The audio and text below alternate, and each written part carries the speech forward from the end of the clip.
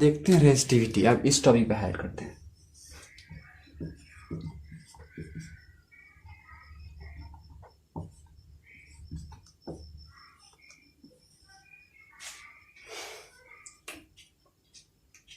हम लोग इसके बारे में पढ़ने वाले हैं।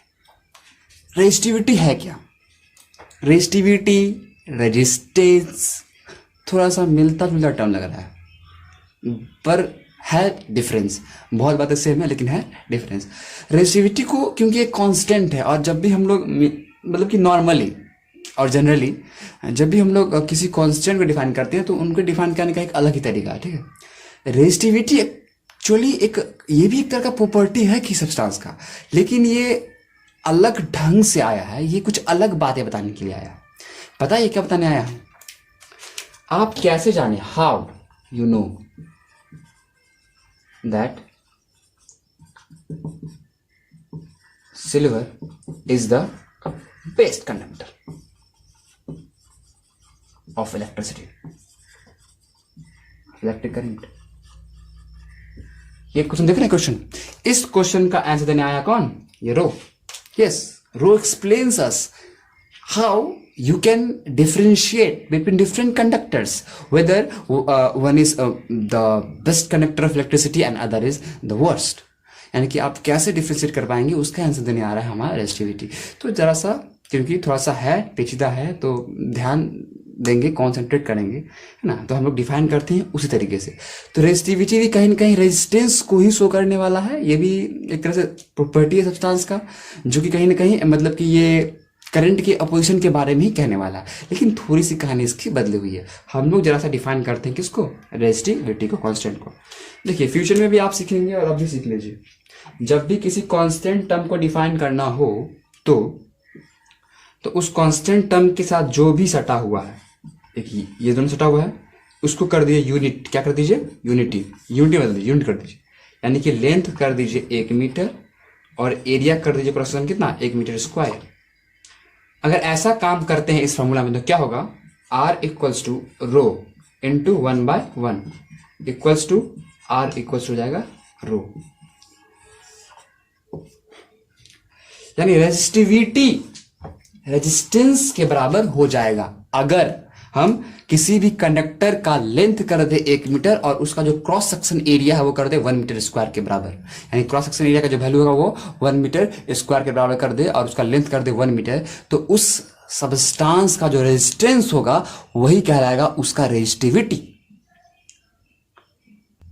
What is resistivity? So resistivity लिखते हैं इज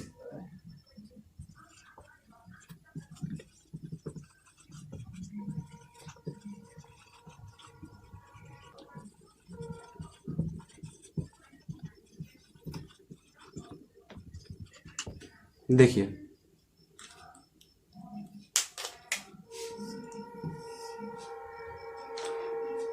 रेजिस्टिविटी की सब्सटेंस का एक्चुअली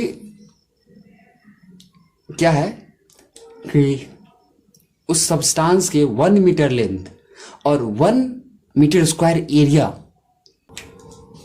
कोई भी कंडक्टर अगर ले लिए हम और अगर उसका लेंथ कर दिए 1 मीटर और उसका जो एरिया होगा वो 1 मीटर स्क्वायर।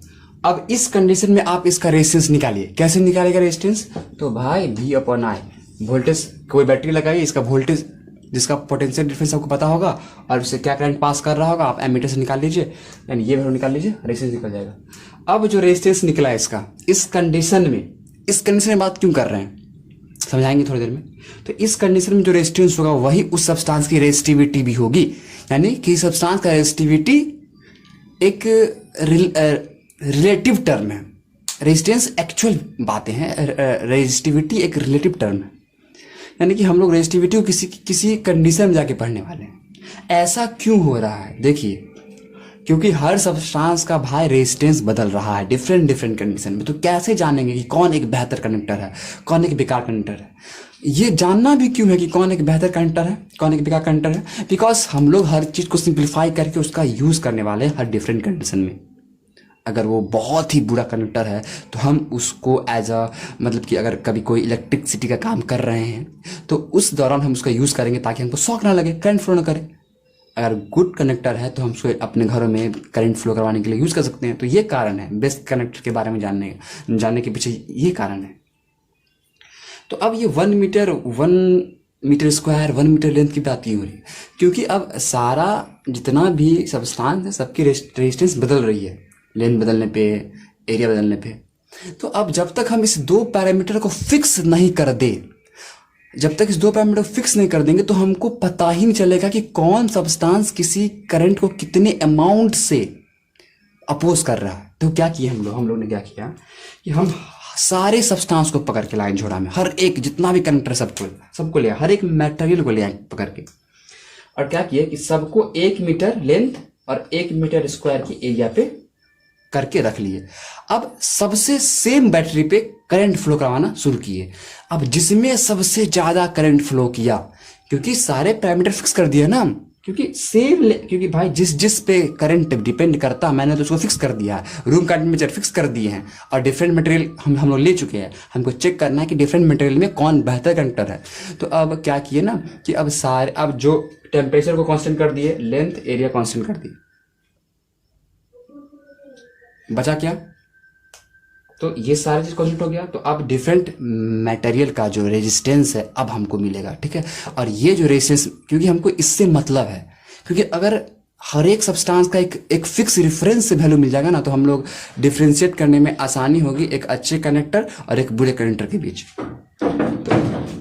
तो अब हमारे पास जो डेटा होगा हम उसे एक्चुअली रेजिस्टिविटी बोलने वाले हैं, क्योंकि रेजिस्टेंस तो बदलता है। तो रेजिस्टिविटी एक फिक्स टर्म हो गया, यानी कि अब किसी सब्सटेंस का जो रेजिस्टिविटी होगा वो फिक्स हो जाएगा।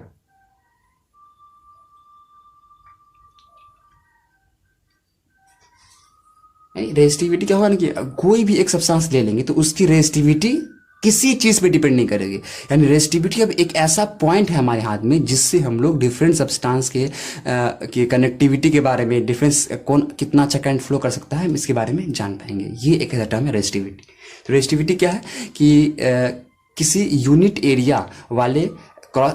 यूनिट लेंथ के यूनिट क्रॉस सेक्शन एरिया वाले कंडक्टर का जो रेजिस्टेंस होता है वही कहलाते हैं वही कहलाता है रेजिस्टिविटी। ये टर्म क्यों आया? तो ये टर्म हमें बेस्ट कंडक्टर और बैड कंडक्टर के बीच डिफरेंशिएट करने के लिए आया। ऐसा कैसे कर पा रहे हैं? तो रेजिस्टेंस जिस फैक्टर पे डिपेंड कर रहा है हम सबको कांस्टेंट कर दिए। अब कांस्टेंट करने के बाद रेजिस्टेंस मिला हमको, तो इसका फिर ये भी तो रेजिस्टेंस है। तो अब रेजिस्टेंस इसका नाम क्या दे, क्योंकि ये तो कांस्टेंट क्वांटिटी है तो नाम दे दिए हम रेजिस्टिविटी। अब ये रेजिस्टिविटी डिफरेंस समझ में आ गया। अब क्या है कि आपको हम एक चार्ट दिखाएंगे, ठीक है। और अब जो आप ये चार्ट देख रहे हैं ये डिफरेंट मटेरियल की रेजिस्टिविटी का चार्ट है। ये आगे काम आएगा, बस अभी ये एनसीईआरटी में दिया हुआ है, आप भी वहाँ से देख सकते हैं, समझ सकते हैं कुछ बात। आपसे बस एक रिक्वेस्ट है कि आप इस टॉपिक से रिलेटेड जितना भी टेक्स्ट है बुक में पढ़ डालिए, 2 बार 3 बार 4 बार 5 बार 6 बार, जब तक समझ ना आए पढ़िए, वीडियो देखिए।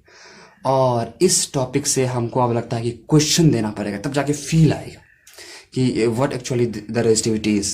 आई know that we have to do a lot of practice problems on this topic to get the real feel of this topic. So don't worry, I am here. You just start reading book of this topic and I will be there very soon. But अभी हम लोग थोड़ा और आगे देखते हैं तब तक।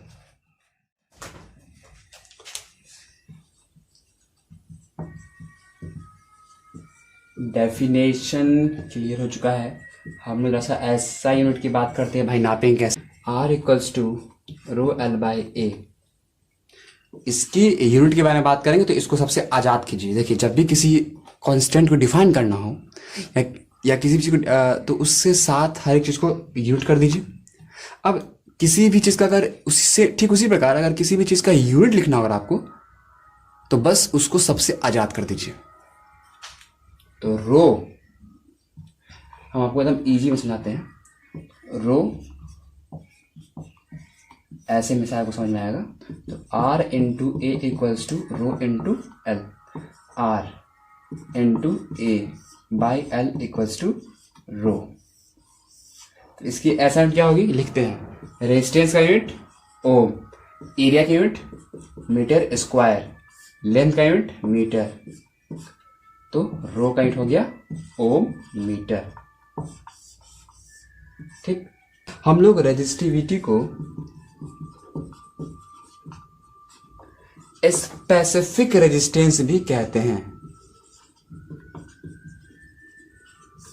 Specific resistance. ठीक है, और अब मिलते हैं नेक्स्ट वीडियो के साथ जल्द ही। और आप लोग प्लीज़, क्योंकि प्रॉब्लम हो सकता है, टॉपिक ही थोड़ा पेचीदा है, तो आप लोग प्लीज़ पूछिए, हमसे कांटेक्ट कीजिए, जहाँ प्रॉब्लम हो एक एक पॉइंट को हम लोग डील करेंगे।